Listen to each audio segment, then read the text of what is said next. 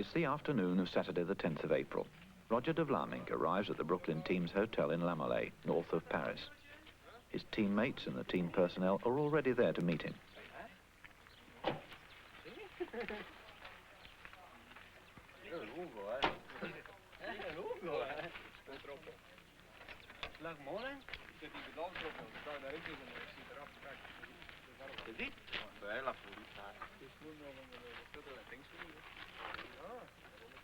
Roger de Vlaminck is Brooklyn's star, and he's one of the favourites in the classic Paris-Roubaix cycle race.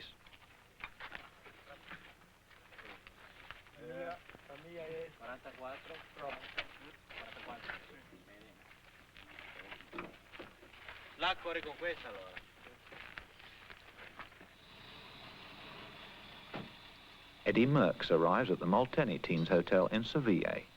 The mechanics meet him and are ready to go to work on his bicycles.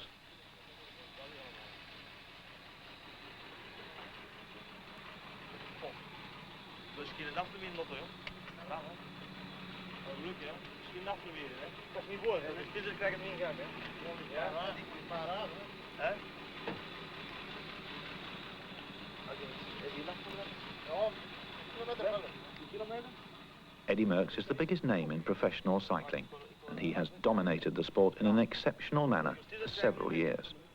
He is Roger de Vlaminck's rival in Paris-Roubaix.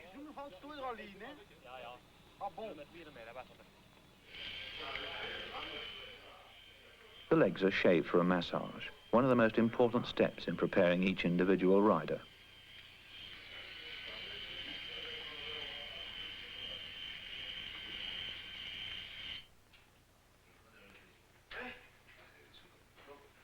The muscles must be softened in readiness for the torture ahead. De Vlaminck, like his rivals, is already in fine condition, benefiting from some of the hard spring races in Italy and Belgium.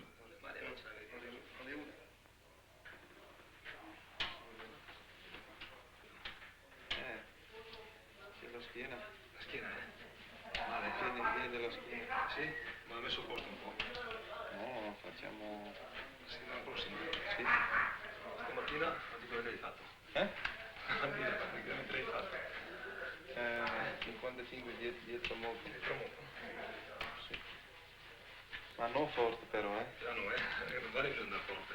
Però sei venuto lì la cosa. Una.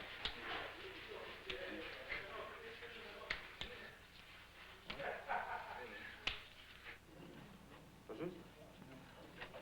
Le sang, bon? Hein? Bon, non, hein?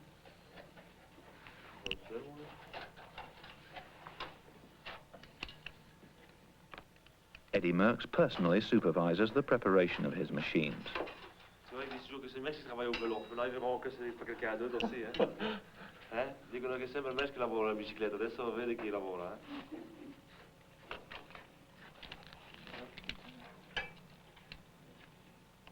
He has the reputation of being a super perfectionist, a maniac about mechanical details. Something always needs to be adjusted, especially the height of the saddle.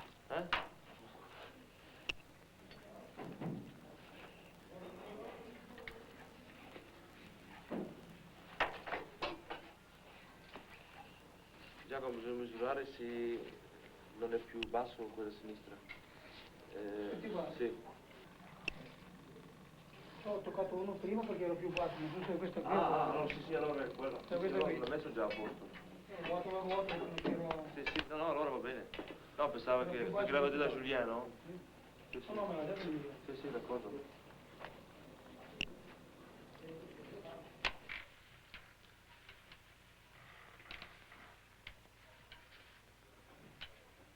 Pressione, tutto. Adesso vediamo cosa fare. Se hai riposato o no questa notte. Tu sei stato a fare il furbo, Possibile ma non sicuro. Non sicuro. The Brooklyn team's doctor, Dr. Modesti, gives de Vlaminck a checkup. 120. Blood pressure 120. Pulse 40. 40. Everything is in order. Such a low pulse rate isn't abnormal for a racing cyclist in top condition.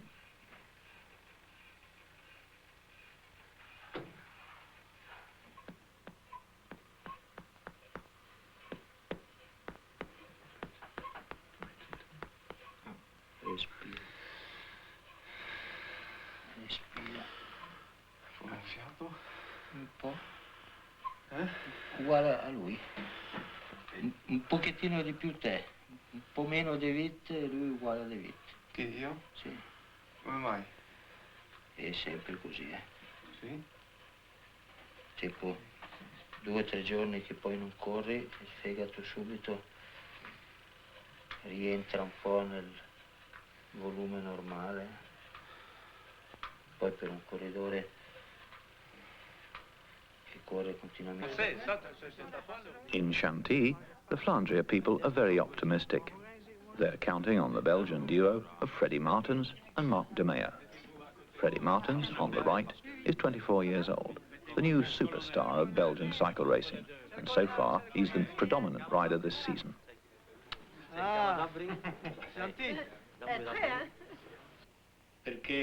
A technical conference is going on at Sanson's Hotel. They're pinning their hopes on the young Italian Francesco Moser, whom many consider the only non-Belgian with a chance. Però io devo dire, in relazione a quello che abbiamo fatto nelle nostre precedenti edizioni, che abbiamo il corridore, abbiamo la squadra che vuole essere in condizione di affrontare i belgi. L'equipe oggi aveva detto che noi diamo Moser in pasto ai belgi, proprio con questo titolo, no?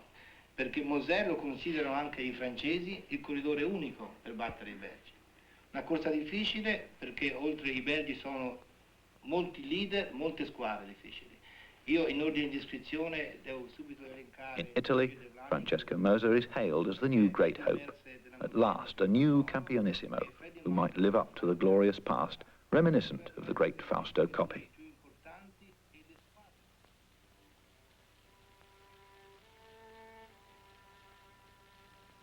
Roger de Vlaeminck gets ready.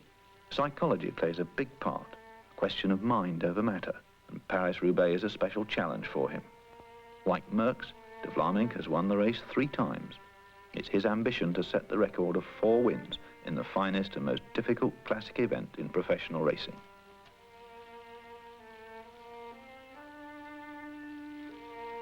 He knows that his arch-rival Merckx might be the one to do it tomorrow. 4 victories.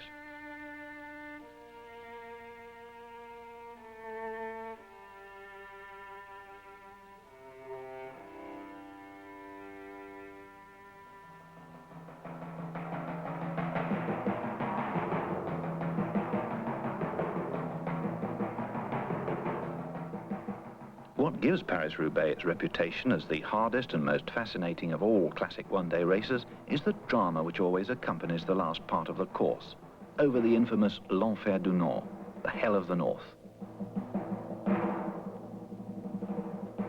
This hell consists of some primitive, narrow country roads with centuries-old cobblestones, les pavés du Nord, roads no longer used for ordinary civilized traffic, but only for the driving of cattle and for a bicycle race, a truly legendary course. Year after year, this hell is the setting for a veritable Dante's Inferno with incredible tortures and even martyrdom. Sometimes the roadside is transformed into a quagmire and the cobblestones into a skating rink. And this hell has become the home ground of the Flemish supermen, an exclusive affair reserved only for the strongest.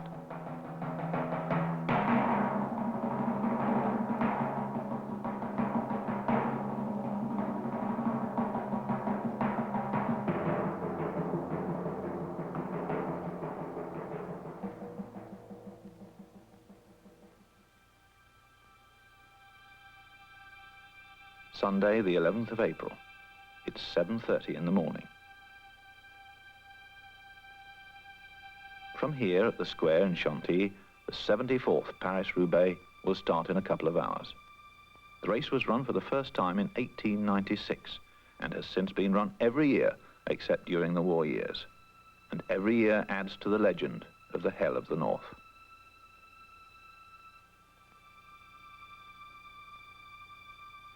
Paris-Roubaix is 166 miles long, but the first 100 miles are ridden on ordinary asphalt roads.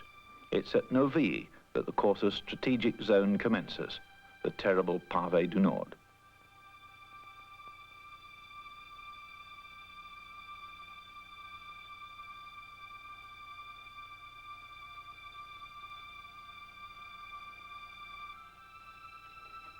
At the hotels this morning, the teams are getting ready to meet up at the starting place in Chantilly. Each one of the bicycles has been taken apart. Each bicycle has 10 or 12 gears, but the individual riders have each chosen the number of teeth on their sprockets.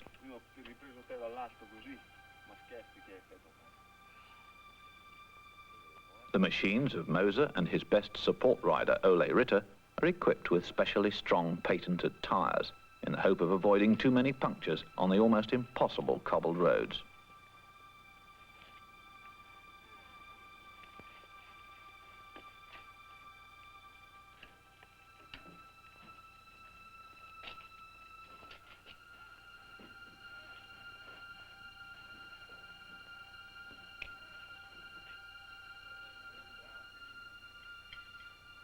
The competitors consume a solid breakfast.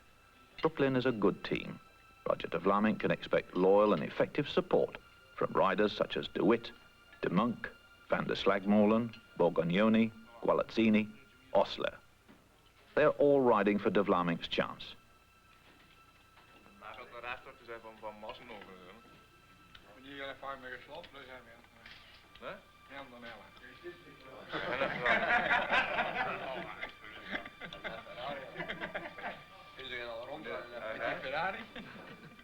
A rare steak is a good breakfast for what lies ahead.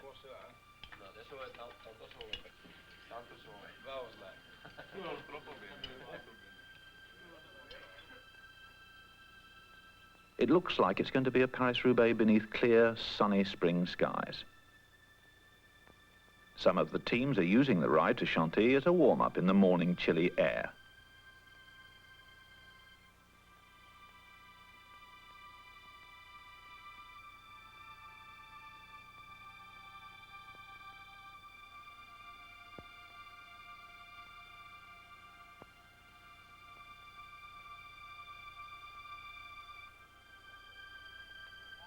Eddie Merckx and his team will also ride part of the way in, but Merckx isn't ready to ride at all until his bicycle is ready.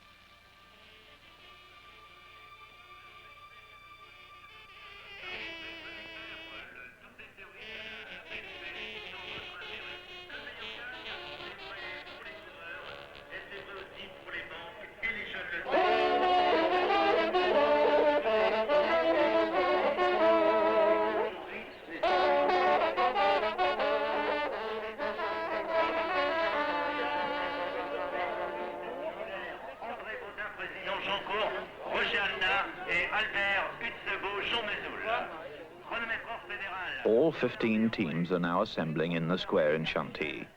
Each one of the 154 participants must sign on for the start. It's a presentation ritual, one which also gives the public a chance to see their heroes.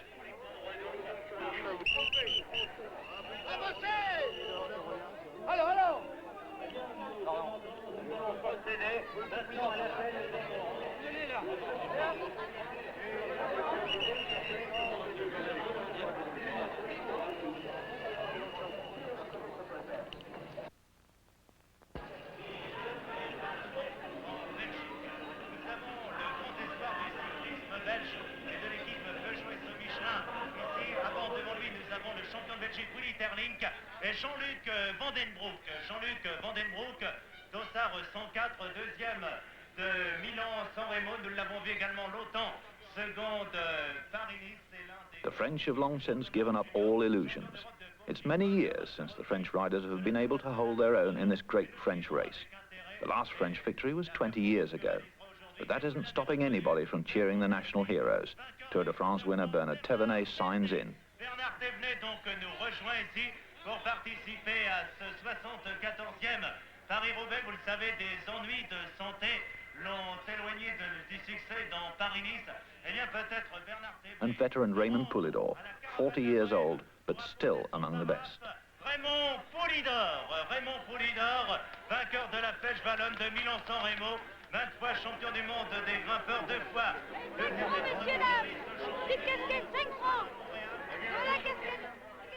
The Italian champion Francesco Moser. Is he the man to beat the Belgians?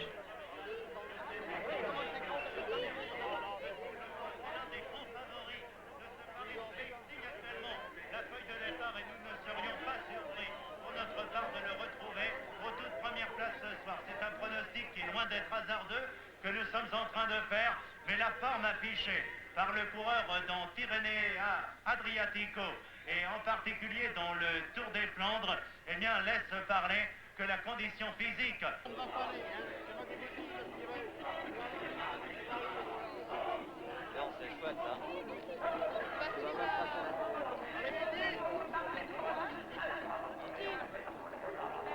It's 20 minutes past 9. The 74th Paris-Roubaix is slowly getting underway.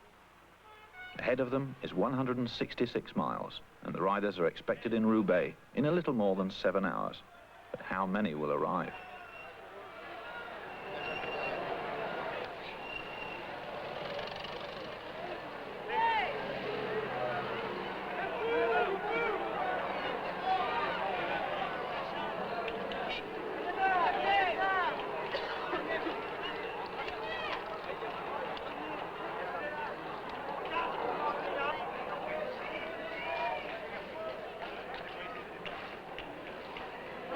La merde.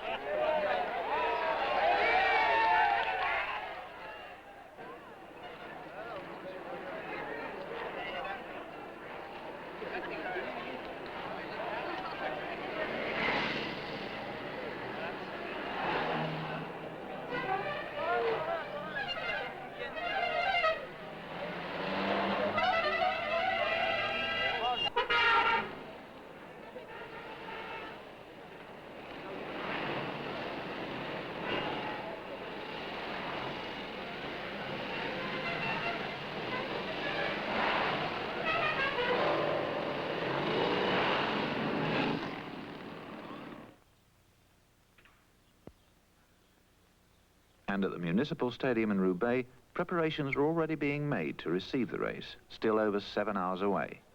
BNP stands for Banque Nationale de Paris, the principal sponsor of this year's race, whose organisers, as with most of the best-known cycle races in France, are the newspapers L'Équipe and Le Parisien Libéré.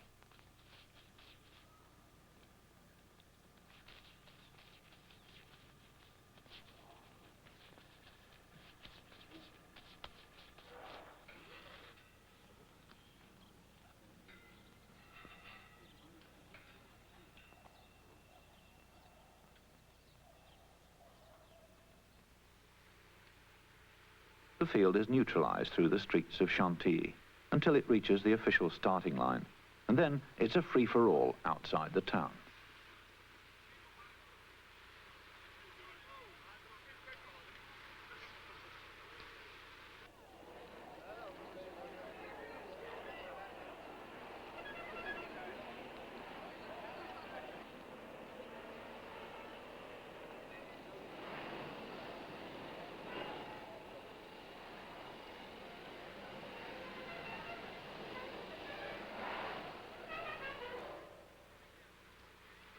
It's beautiful weather, but cold at this hour of the day, and the riders are wearing special arm warmers and leggings in order to keep warm.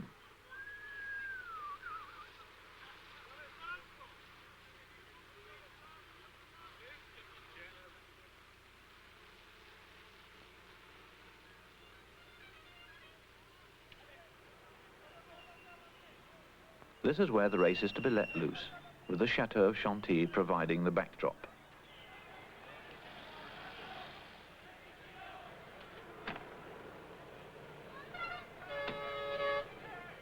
But something's holding up the start. Something unforeseen and probably highly irregular. Something's blocking the road and delaying departure. An obstacle which is not included in the race programme.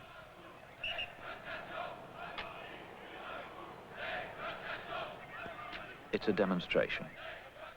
They're demonstrating against one of the sponsors of the race, the newspaper Le Parisien Libéré, and they're protesting against the redundancies of the operators on liner type as a result of automation. It's a long-standing labour conflict, and the organisers of the race are not entirely unprepared.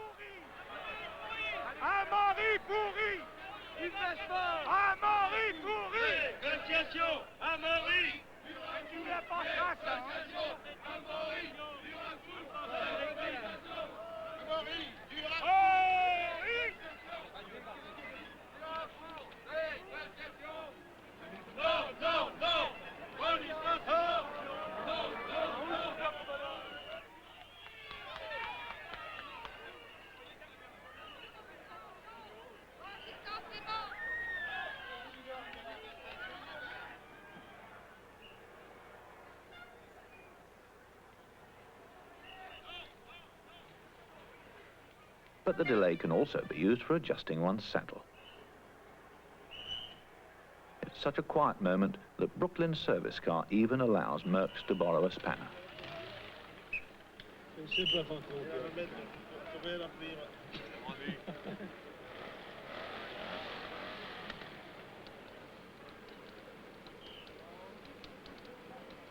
Ma quanta gente c'è lì a far shopping, no? Vous êtes pas arrivés, quoi. No? Dove? Sì? Oh. Sì, ma là se c'è la fuga per vedere chi li ferma. Sicuro.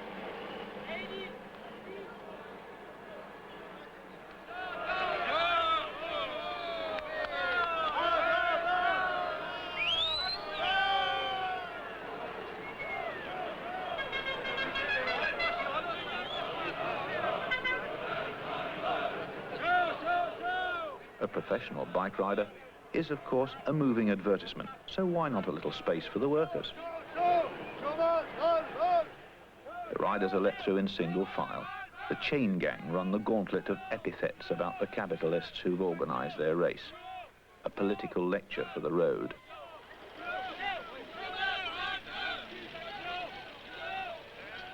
But if the race is going to be ridden anyway, and it is, then even the demonstrators have their favourites to cheer, such as the idolised Bernard Thévenet.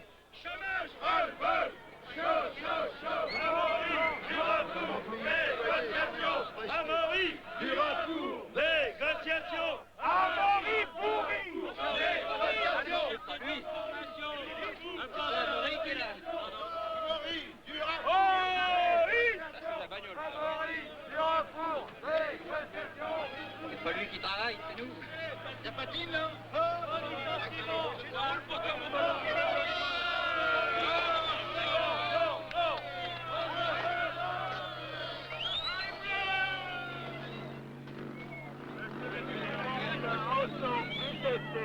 Monsieur Albert Roubaix me prie de vous communiquer qu'il vient d'arrêter la course en parcours de la gare de Roubaix.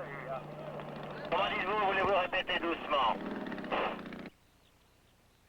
The time is 10:30. The race eventually started, but with more than an hour's delay, and within a few miles, 3 men have broken away and have gained a slight advantage.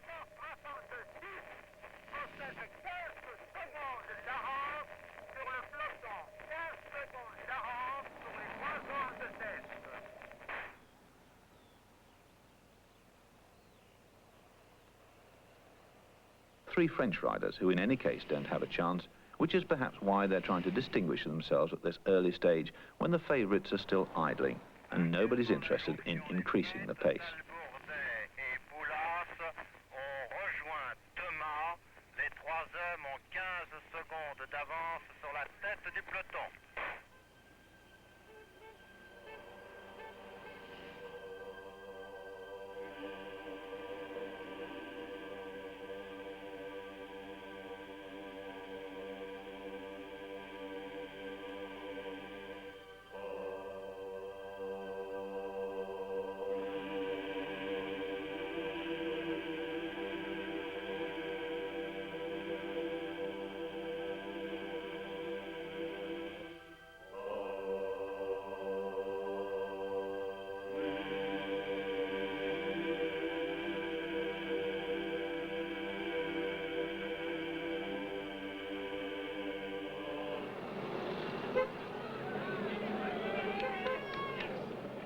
A fall due more to the size of the field than the pace. Nothing serious, but considerable chaos, which rouses the mechanics on the back seats. Ah, eccoli là, va. No, no, qua adesso, guarda.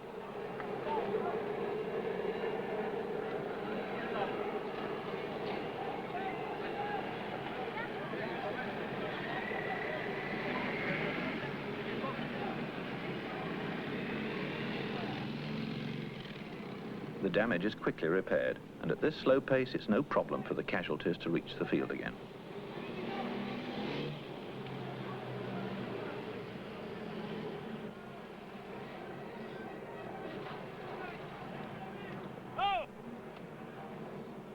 It's Bernard Thévenet once more, still France's greatest hero after his triumph in the 1975 Tour de France.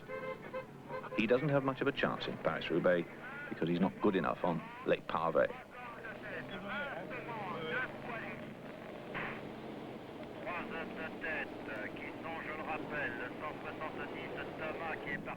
Each team has its own service car. A rider having mechanical difficulties, or who for some reason wants to contact his team director, calls the car by raising his arm. The car is immediately summoned by radio.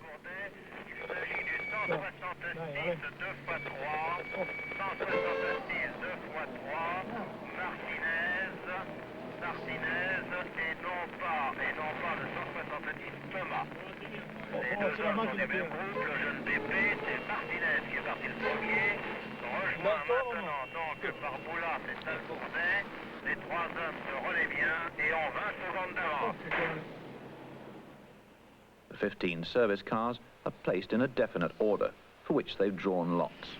Of course, it's an advantage to be as far forward as possible, because you reach your riders more quickly.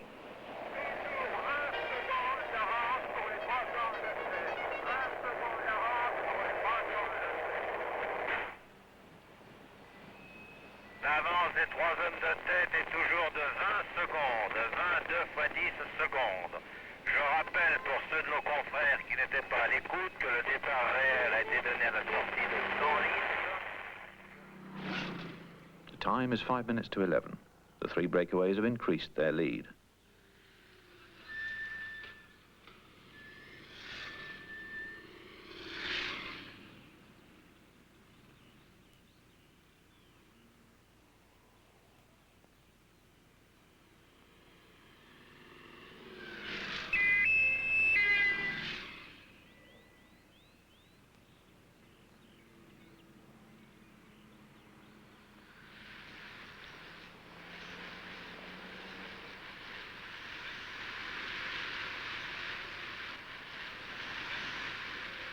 The rest of the field is still intact, and nobody seems much inclined to start a pursuit of the no-hopers.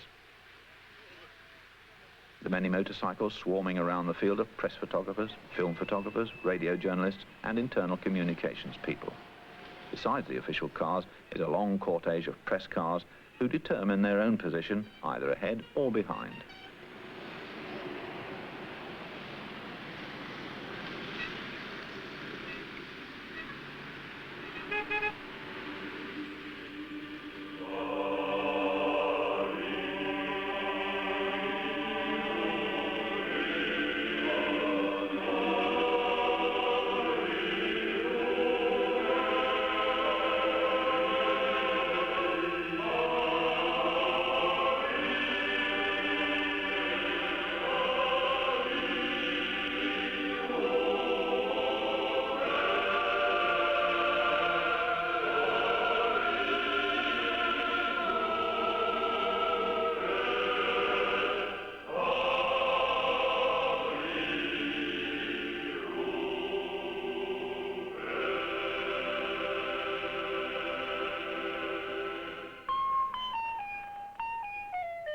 Roubaix, 11 o'clock.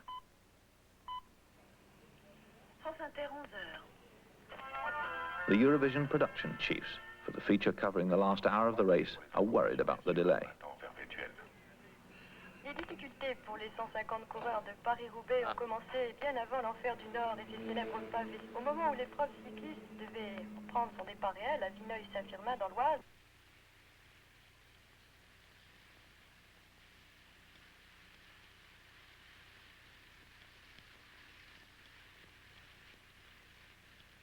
There's excellent teamwork in the breakaway trio. They're all sharing the pacemaking so that their riding really amounts to something.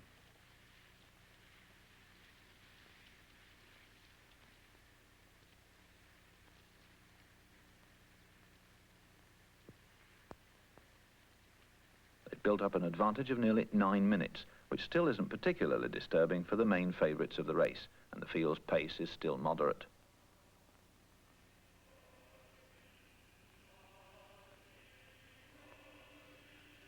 As a matter of form, it's Molteni and Flandria, which is to say the supporting riders for Merckx and Martens respectively, who've gone into the front to make sure that the pace, in spite of everything, doesn't get too slow.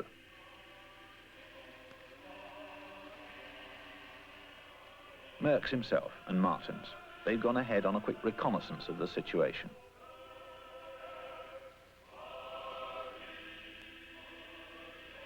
Right in the middle of the field, wearing the rainbow jersey, is world champion Henny Kuiper of Holland.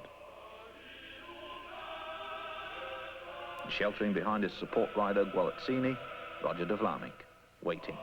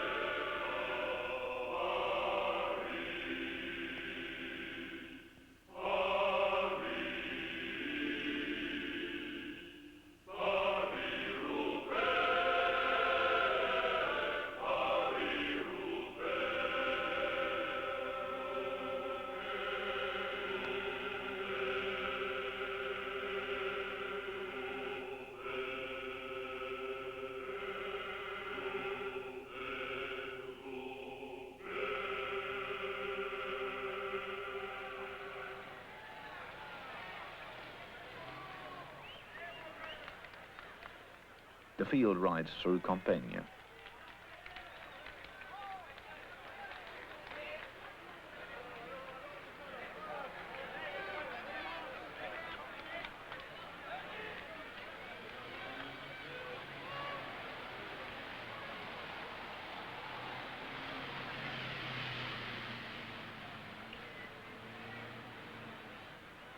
A Brooklyn rider raised his arm, and Brooklyn has drawn first position in the line of service cars, so they're on the scene without having to pass the others.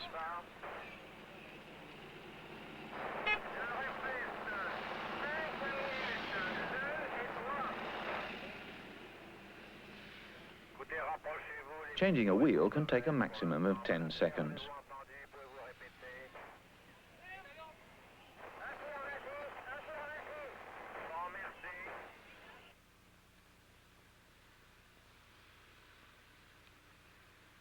The three up ahead now have a good 5 minutes lead, just before Saint-Quentin.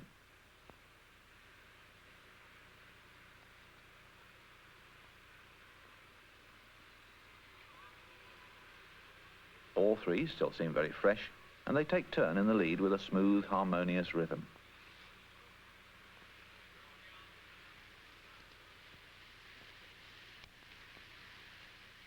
The smaller man with glasses, Mariano Martinez, is better known as a good mountain climber. His slender physique and characteristic upright style is better suited to the mountains than to the flat roads.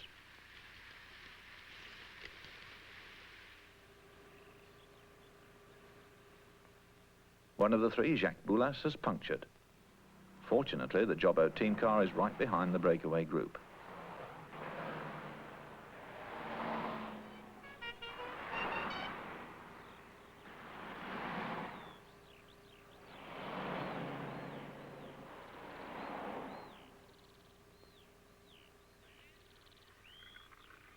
off again. It took 9 seconds, and it'll take some pedaling to reach the other two again.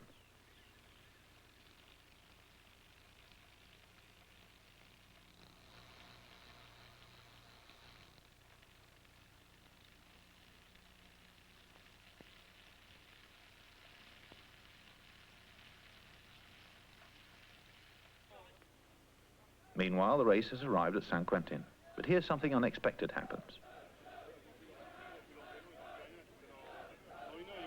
A new obstacle. The cars can't get through and have to drive up over the pavements and through front yards. Chaos again.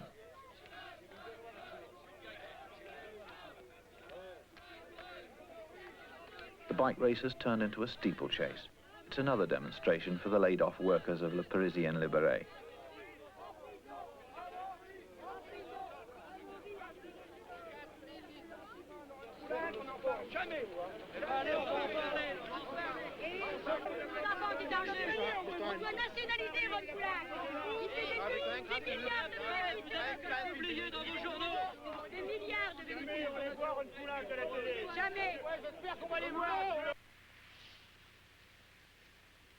But both the breakaway trio and then the field are allowed to slip through. And after some delay, the accompanying cars. The bike race goes on.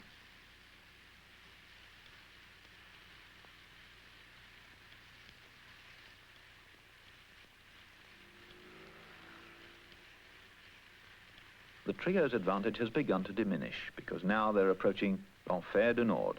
It isn't far to hell now, and the main field starts to accelerate.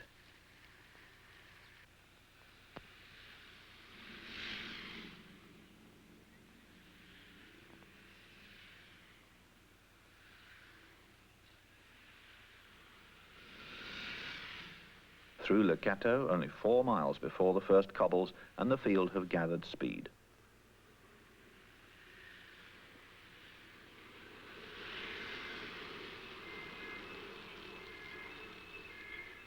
Right behind the pack are 2 official cars. Then the 15 service cars, a few press cars, most of them have gone on ahead.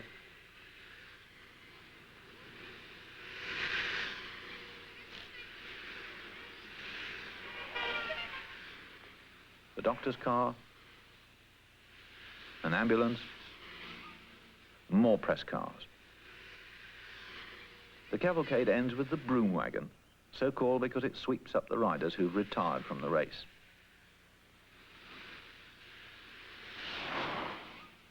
Then the bike rack car to carry their bicycles.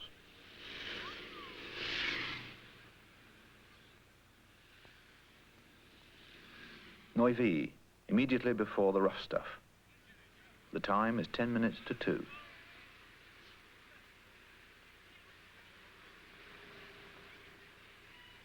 A single rider in the lead. It's Talbot, one of the 3 breakaways. And then there are the other 2, Martinez and Boulas.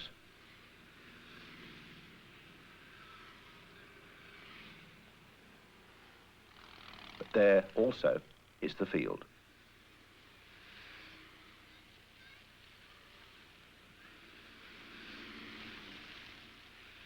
It's important to be among the first in on the pavé, as the twisting cobbled roads cause an immediate spreading of the field.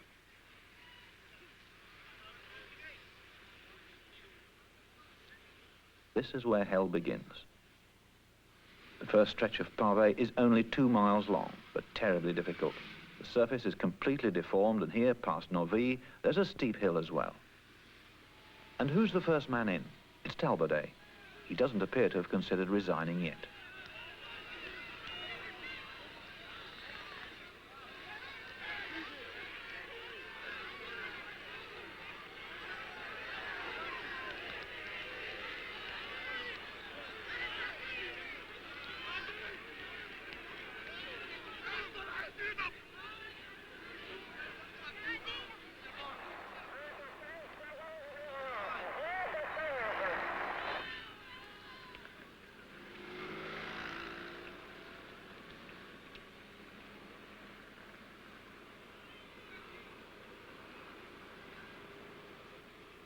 But then it happens. The front of the field catches up with him and streams past. It's Roger de Vlaminck, followed by Walter Planckaert.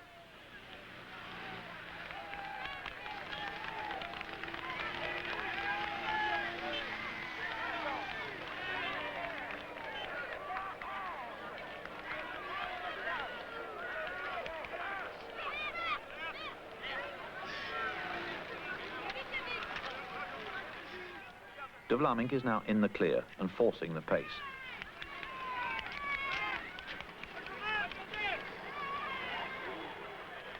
There's panic in the field and signs of disintegration.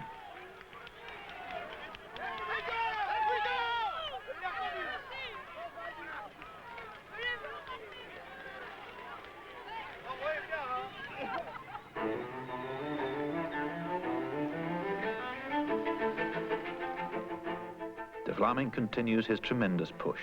Not that he intends to go it alone, but rather to provoke a state of alarm and split the field.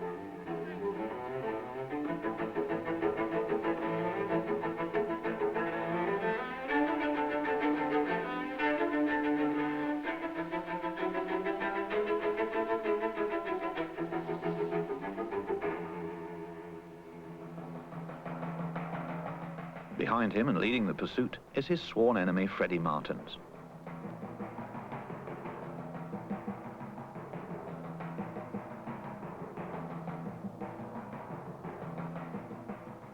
André Dirks is at his rear wheel, and they have De Vlaeminck under control.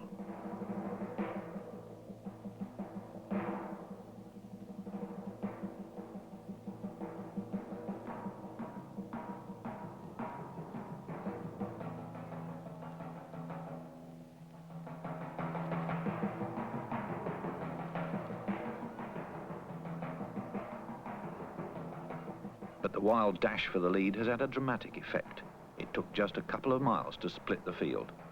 The merciless weeding out process has begun.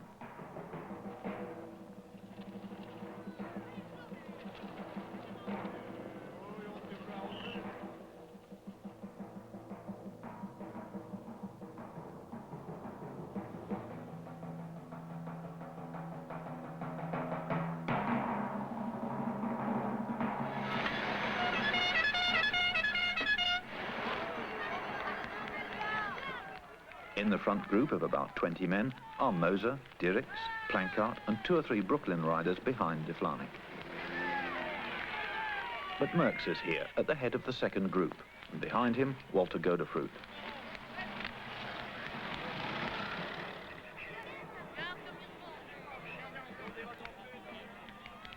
There's Talbot of the 3 breakaways, the one who held out the longest. And there, a little ahead of the new main field, is Raymond Poulidor, who year after year has placed himself as the best Frenchman in the race.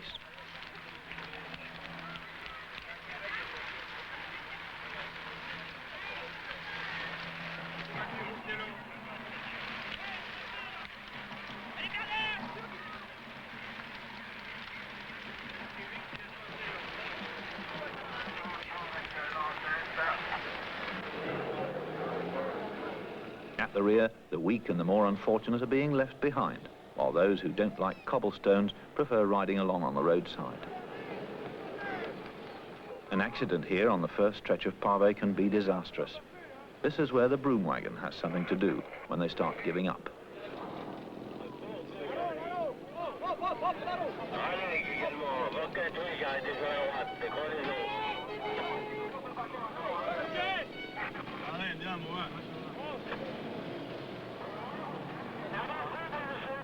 And one of the first to pack it in is our old acquaintance now, number 173, Jacques Boulas, who was in the breakaway trio.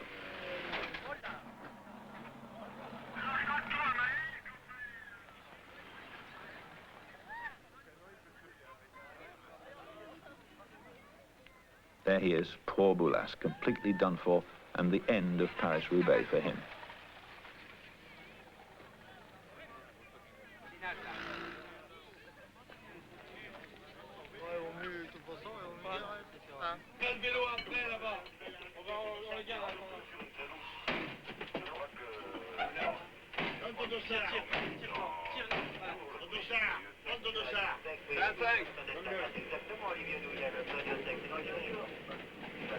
Je suis avec le premier, hein. 20 coureurs devant et du grippé, hein. Bon, 5 km à pavé. Maintenant, Merckx, il est seul, hein, dans notre équipe. Il est seul devant. Peut-être Liven, je crois.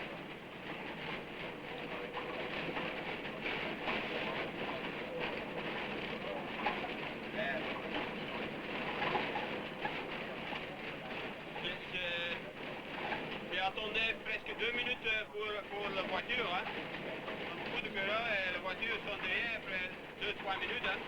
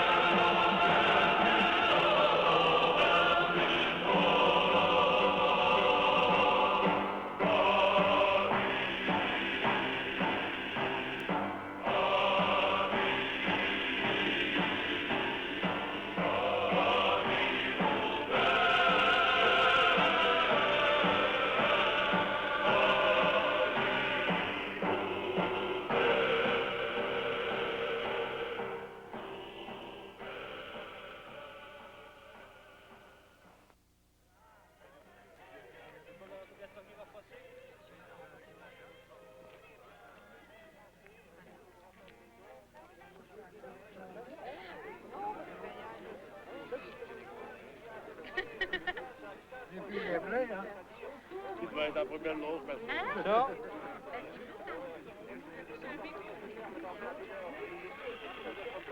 Et naviguons en plein brouillard, un brouillard artificiel provoqué par la poussière, soulevée par les coureurs et aussi par les voitures fumeuses. Car... These old cobbled roads are hardly ever used except by farmers on their way to the fields, and now, on this calm Sunday in April, a bunch of crazy bike riders. In fine weather, the crossroads are a good picnic spot for the nearby villagers. People wait to get a glimpse of the great race that has made this region legendary. They wait for a few fleeting moments of action, drama, torture, and even heroism. Les incidents mécaniques, les crevaisons se multiplient. Première victime importante de ces incidents, Raymond Poulidor. Raymond Poulidor est affecté. The time is 2:20. Now the race appears to be regrouping.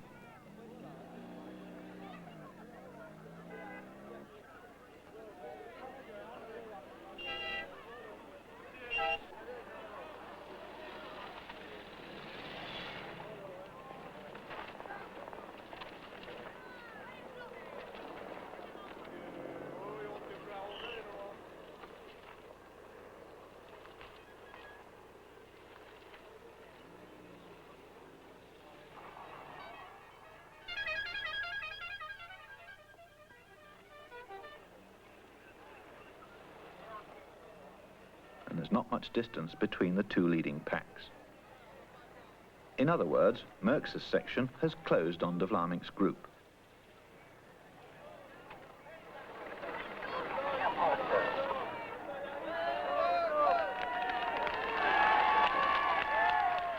There are about 15 men in the first group. And Merckx, at the head of the second group, commands another 18.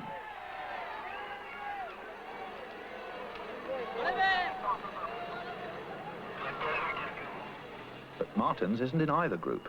He must have had problems.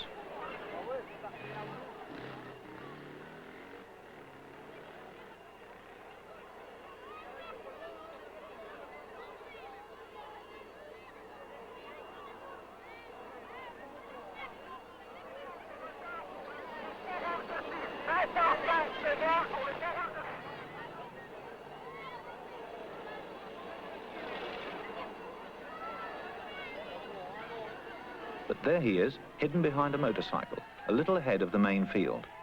Now Martens has to try to catch up, alone, with none of his team to help.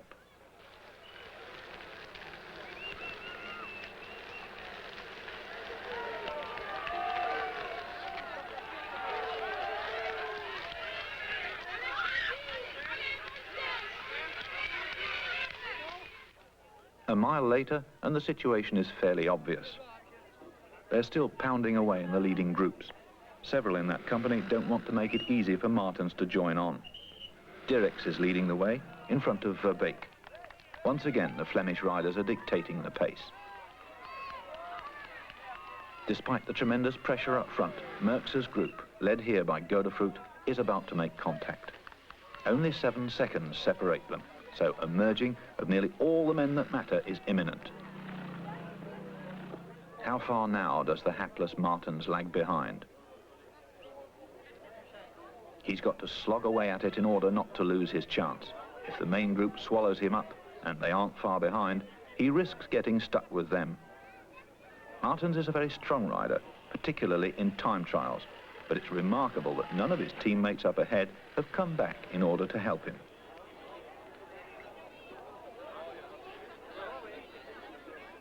The gap is 40 seconds between Martens and the leaders.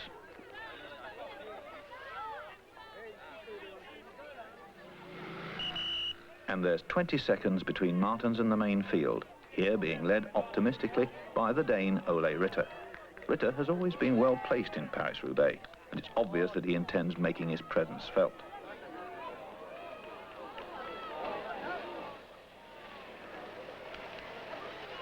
There are other good riders in this group too, who will contribute to narrowing the deficit, hoping that sooner or later the speed up front will diminish.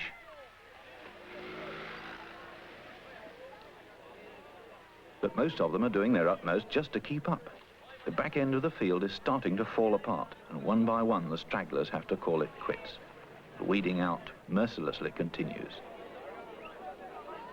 Following the main field comes the line of vehicles. The officials in the red cars still won't let the service vehicles pass the field and drive up behind the leaders.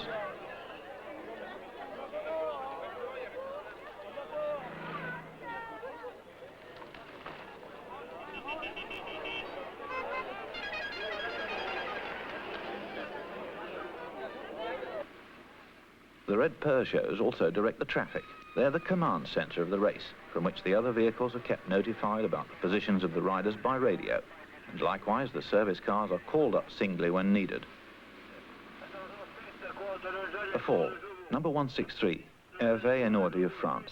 He won't be getting back on his bike today.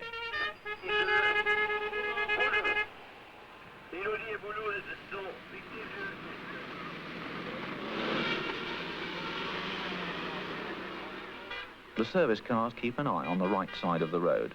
It's there, always on the right, that riders with mechanical problems await help.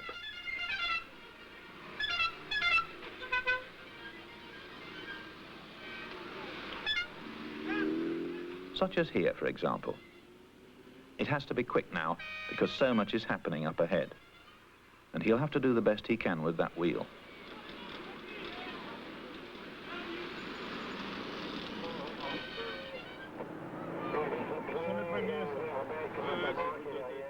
The radio reports that Martens has now received assistance from his teammate Michel Pellantier, who's dropped back for him, and that they're closing on the leaders, who are now bunched in a single group, after the exertions of Merckx and Godefroot.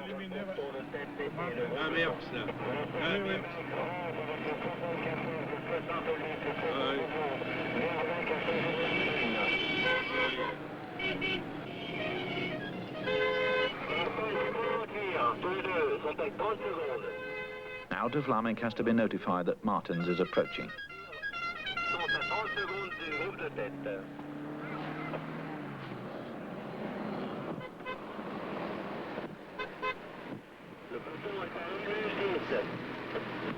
Così, 40 secondi Martens. Martens e Pellantier, 40 secondi. Valenciennes, 20 minutes to 3. de toilette, car véritablement, nous n'y voyons plus rien du tout. Nos vêtements, tout étaient complètement recouverts de... It won't be long now. From the Café de la Place, everybody knows how things are developing. Martins has reached the lead group, and the pace has been reduced. But something happens just before Valenciennes. Two Brooklyn riders have broken away, the Belgian De Monk and the Italian Osler, who here speed over a level crossing.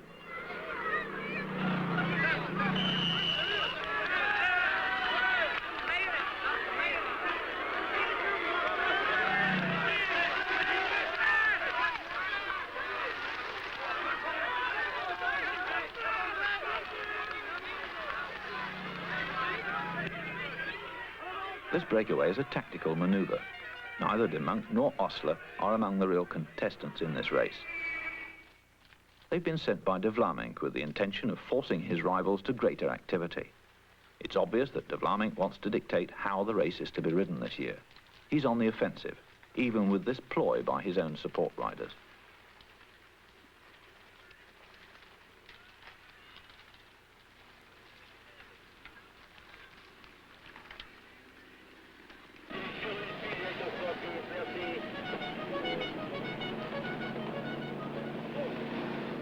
The expected regrouping takes place behind the breakaway, on the outskirts of Valenciennes.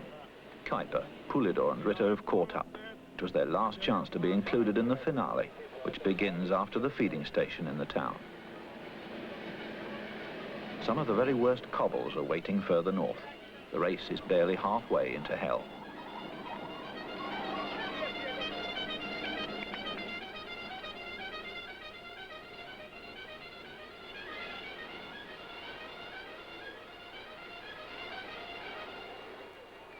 The second feeding zone is right outside the Café de la Place.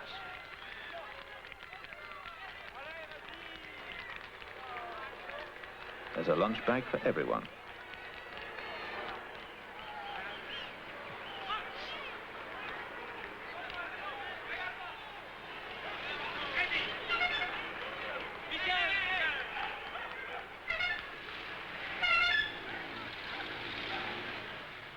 And it's also where many of the riders dismount. The hopelessly outdistanced, the weary support men who may feel they've done their duty. Some even that it was well performed. They know that here the team personnel are ready to take care of them and that there's transport to Roubaix.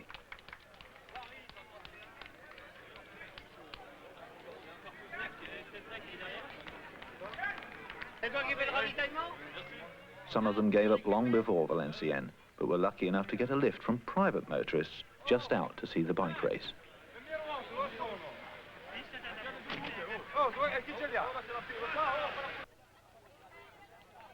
The two Brooklyn attackers still have a slight advantage. It can't go on for long, because Merckx, as usual, has assumed the role all the others are eager to see him in, the lead position. Once in front, he heads the pursuit like a locomotive. It falls into place for De Vlaeminck. Merckx now has to ride after the breakaway, which De Vlaeminck has organised. Merckx is causing the group to string out.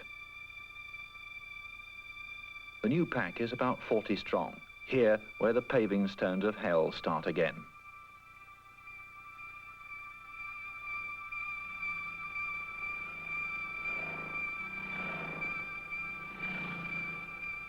Barely 2 hours of the race remain, and a more comprehensive sorting out is imminent. Soon the long column will be thinner.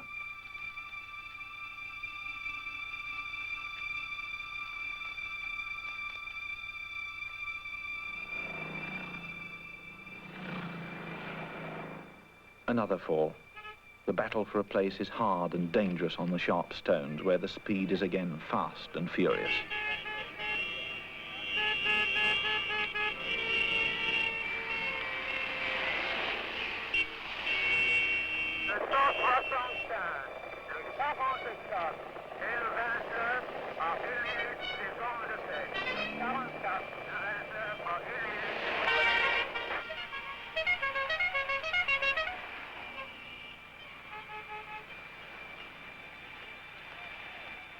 And Poulidor is furious.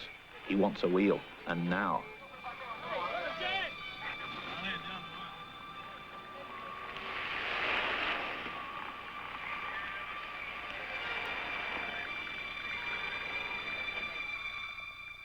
There's some very fast riding now. It's difficult just to keep position, to keep your rear wheel. Martens, De Meyer, Dirks, Godefroot, De Vlaming and Merckx leading.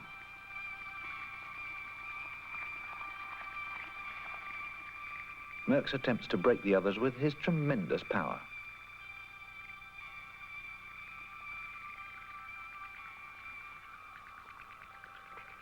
The time is 20 minutes to 4. At the cycle track in Roubaix, the countdown continues. In the interim period, there is cycle racing. But track racing is only a substitute. The real thing is the road, and the crowd is awaiting its heroes. This old track's most distinguished function has been to provide the setting for the conclusion of one of the world's greatest road races.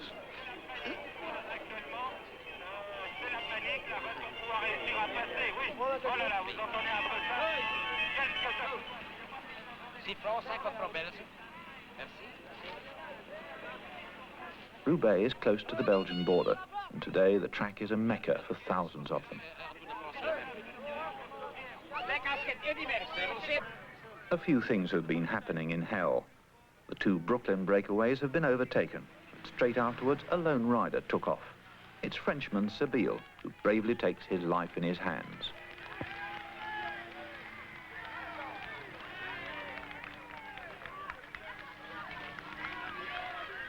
But he doesn't get very far. On the left, Martin's leading man, Marc De Meyer. On the right, Godefroot. Merckx has temporarily stopped his attempts to split the field. Everyone is happy to take a breather.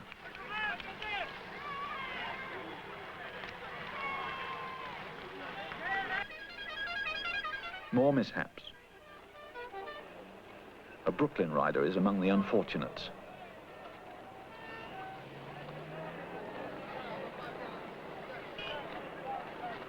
And there lies Walter Planckaert. He might have been one of the strong men, but his luck ran out, as it does for so many.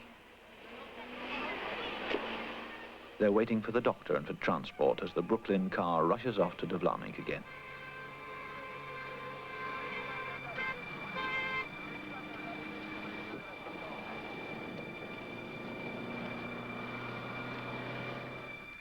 And up here, the battle is coming to the boil. Every other second, the rhythm is broken by somebody trying to break away. All the favourites are active now and have put themselves at the front of the field. De Vlaming, De Meyer, Godefroot, Martens, Don Guillaume. They keep a sharp eye on each other. Martens has taken the lead. But off to the right, De Vlaming suddenly attacks. Way out on the side of the road, he pedals away in a new attempt to get free.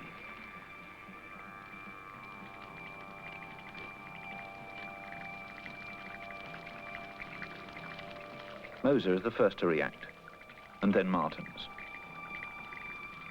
And this time they know that it's do or die.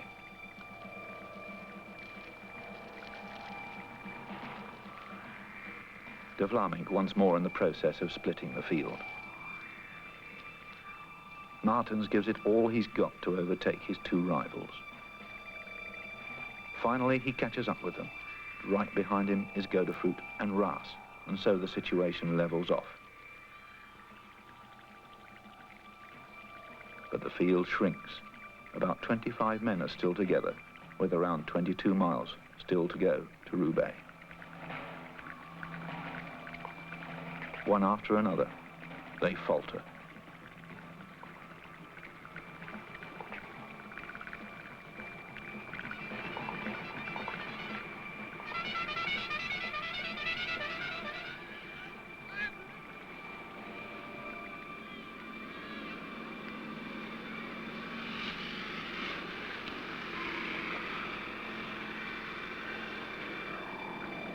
Now there's a new fall. It's Martens. Freddie Martens has crashed.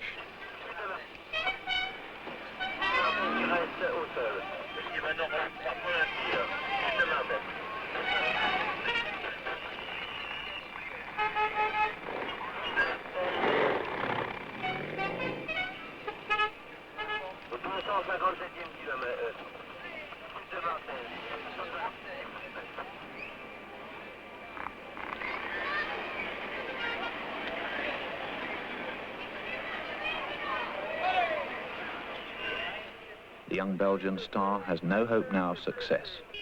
The race is over for the man many considered the top favourite. Martins sadly ends the race as a passenger in the doctor's car.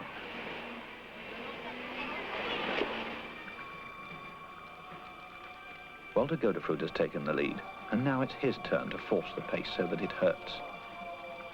Godefroot, the former winner of Paris-Roubaix, seems in good form and is riding very well. With his smooth, powerful technique, he's a real expert in this terrain and is not nicknamed the Bulldog of Flanders for nothing.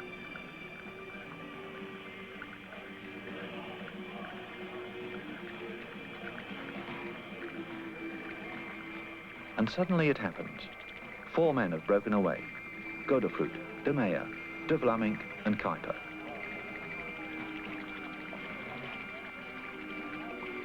De Vlamingh looks back and proceeds to increase the speed even more.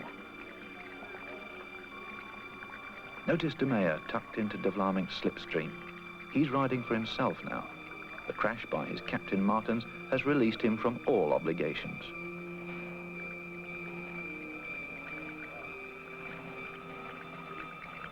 The remainder of the field are a couple of 100 yards behind. 2 men have separated themselves and are midway between it and the breakaways.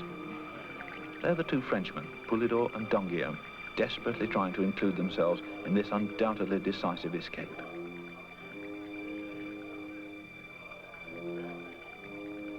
Still another rider approaches the 2 at high speed and passes them. They just can't keep up with him.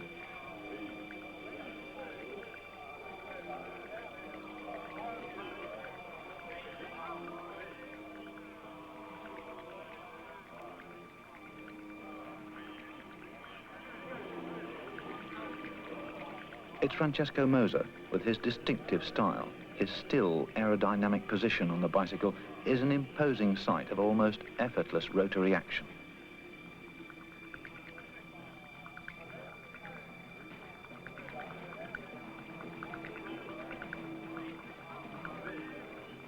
Moser continues to bridge the gap.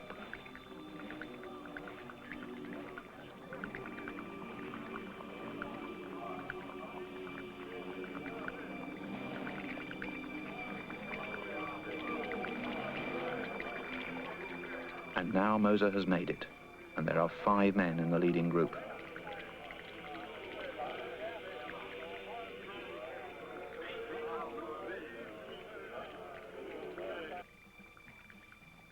But Godefroot has problems. He's punctured, a real disaster for him, and so another man's chance has gone. Now it's obvious that the decisive move has begun. And in the service cars, an appraisal of the situation is made. Who's still in the race and who isn't.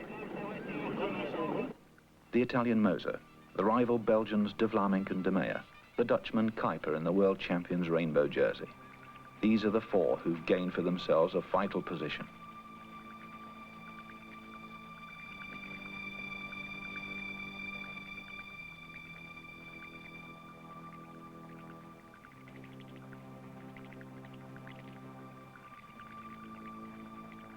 Merckx unaccountably wasn't there when it happened, but naturally, he's leading the pursuit.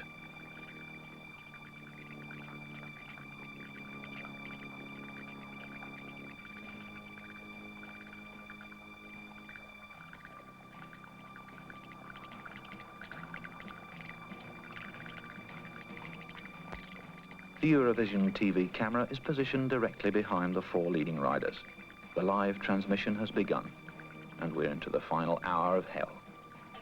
Se perdre un petit peu, mais nous devons être du côté d'Antin, quelque part par là, du côté de... The 4 breakaways. How great an advantage do they have?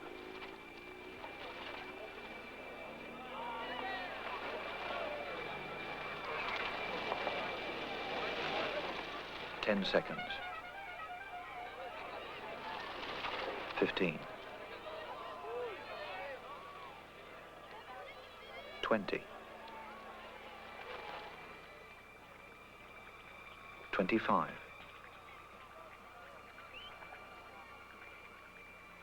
30. 35. 40. 45. And here comes a single rider. It's the Frenchman Donguillaume, about 50 seconds behind the quartet.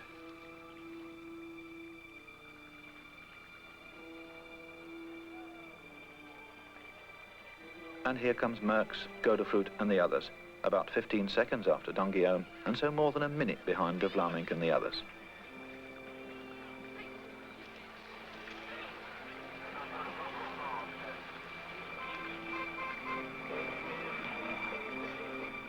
Some of the worst pavé lies close to Roubaix, and on these misshapen roads in these dust clouds, a lot can happen.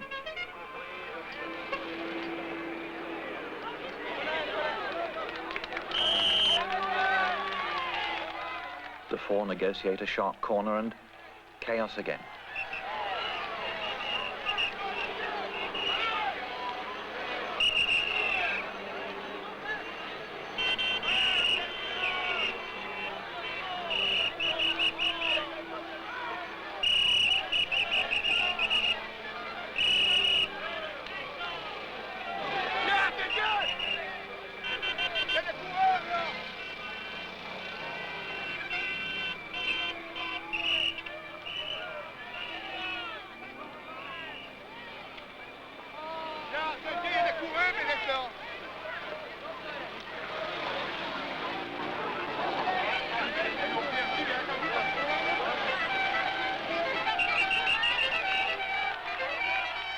There's Donguillaume, still 50 seconds behind.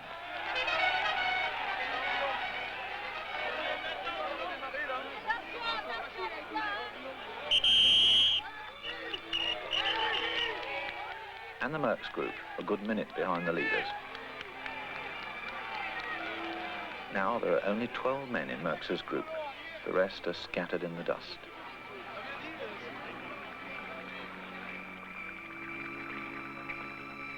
Moser and de Vlaeminck are doing all the work in the lead group. They're the ones making sure that the distance between them and their pursuers is constantly increasing. Neither de Meyer nor Kuiper take the lead. They're just hanging on, or are they being crafty and saving their strength? De Meyer glues himself to de Vlaeminck's rear wheel. He's been in that position since the start of the breakaway. He's still marking de Vlaeminck, and in so doing, furthers the war that Martens and de Vlaeminck are waging against each other.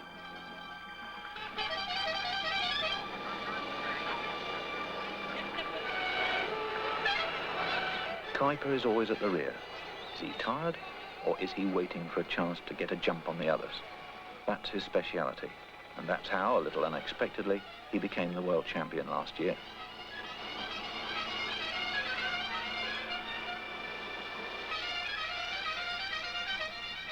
The rest of the way is ordinary asphalt road. It's unlikely now that anybody in the rear group can catch up.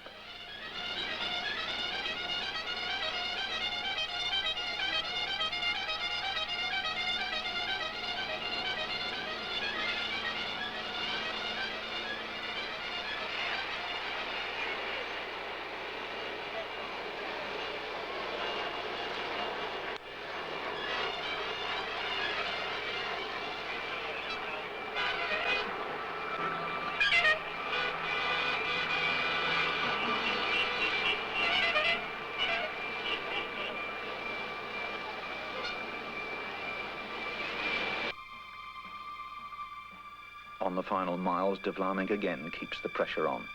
His pacemaking is tough and exhausting. It looks as if he's trying to force an early showdown. By continuing his attacks, he's hoping to drain the power from his three companions.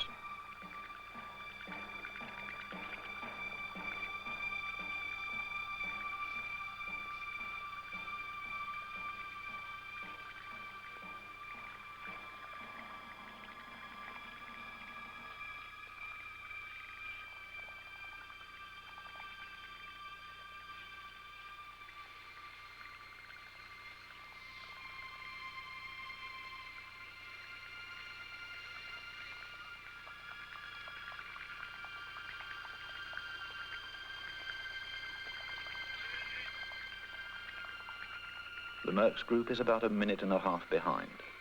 Don Guillaume has been swallowed up by them, and now no one shows any desire to make a break for it. Dutch Tour de France star Zoetemelk is tired.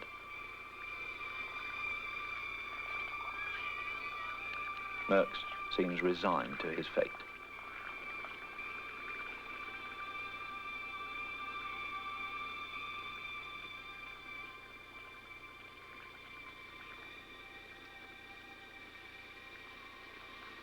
Moser tries to make a break for it, but again de Vlaeminck parries the move in a flash.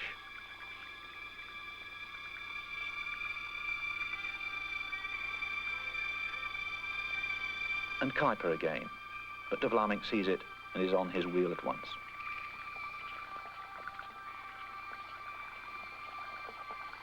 Eddy Merckx. The race is over for him. He hasn't been able to dominate this one.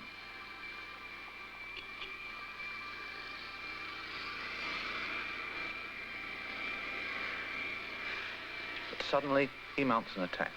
Only a Merckx would attack at this late hour.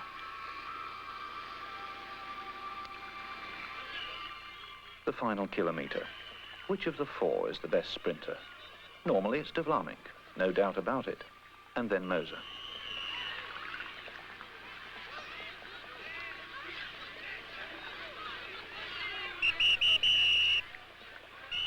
Merckx. But he doesn't succeed in breaking loose. The others are on his tail, and he doesn't force the issue.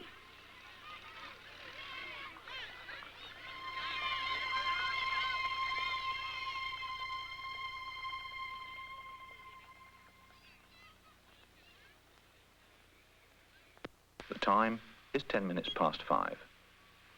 A little relaxation before riding into the stadium.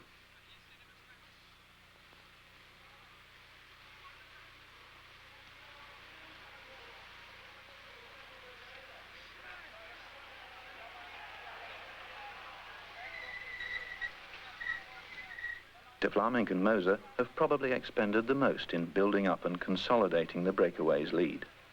So, just how fresh are De Meyer and Kuiper?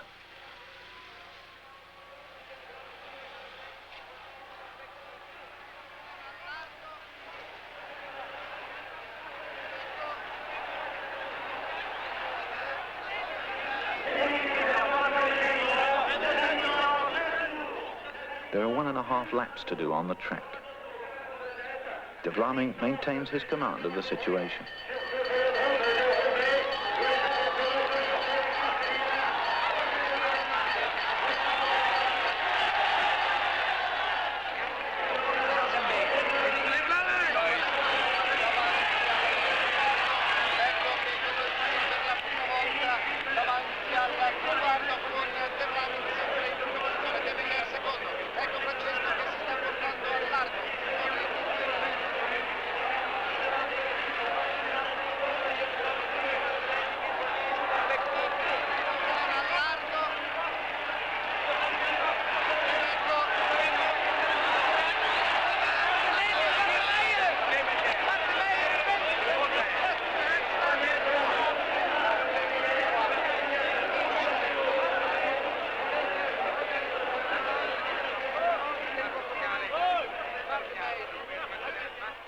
De Vlaeminck makes the tactical error of riding a long sprint from the leading position.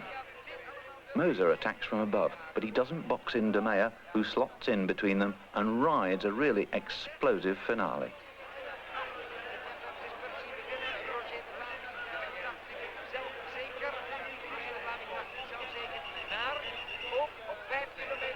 First, Mark De Meyer. Second, Moser. Third, De Vlaeminck. Fourth, Kuiper. Meanwhile, Merckx's group approaches the stadium. 4 riders have detached themselves. Jan Raas, Merckx, Godefroot and Don Guillaume.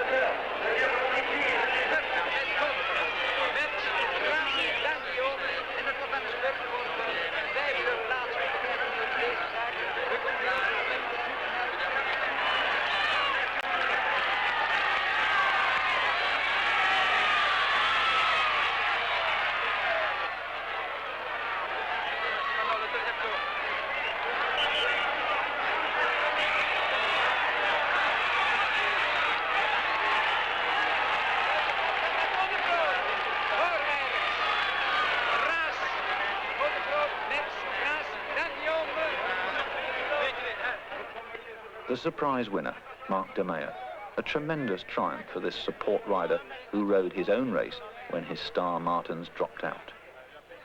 And victory is especially sweet, snatched as it was from the hands of Martin's arch-enemy, de Vlaminck.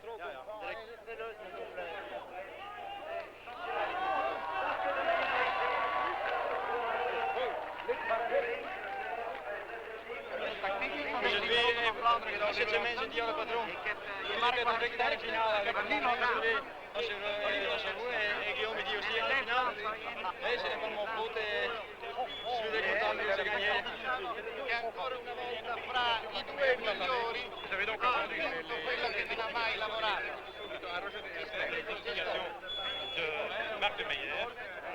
And from the television platform over to the official podium and the photographers. Advertising interests form the economic basis for professional cycle racing, and for the organisers, Paris-Roubaix is a business enterprise.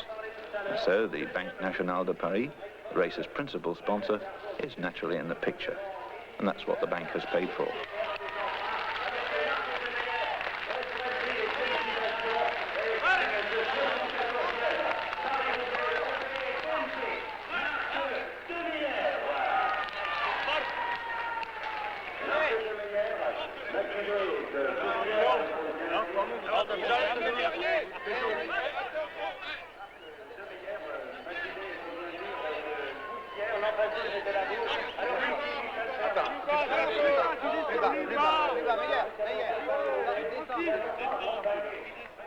Another ritual is the victor's obligatory refreshment, a bottle of mineral water, also in the contract. For the racer's producers, just another necessary detail, but a bit more hell if he doesn't like to drink it.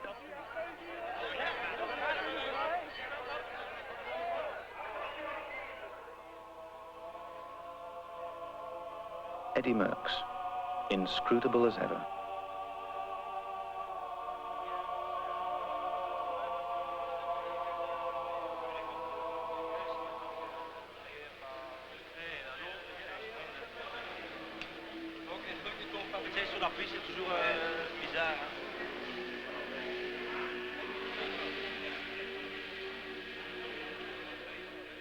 Roger de Vlaminck, disappointed and furious.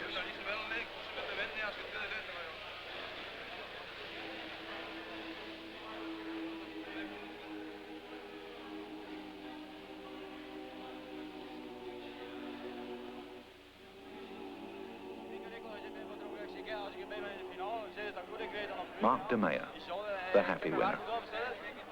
En Guillaume die kon me zeggen niet meer op kop rijden, dus ik steek mijn hand in de lucht. Dus Blanco die rijdt 100 kilometer niet op kop, dus het is nog heel wat anders. En de beurt dat ik op mee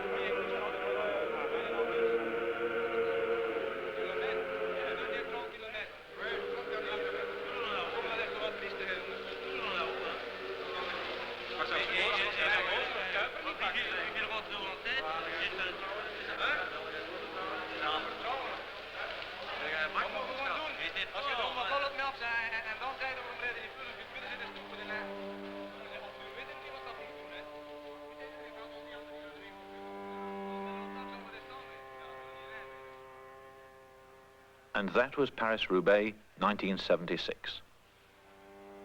A great race with a surprise winner. A year with a very special character, Paris-Roubaix 1976, and it will be remembered as a race of fluctuating fortunes in the dust of the Enfer du Nord.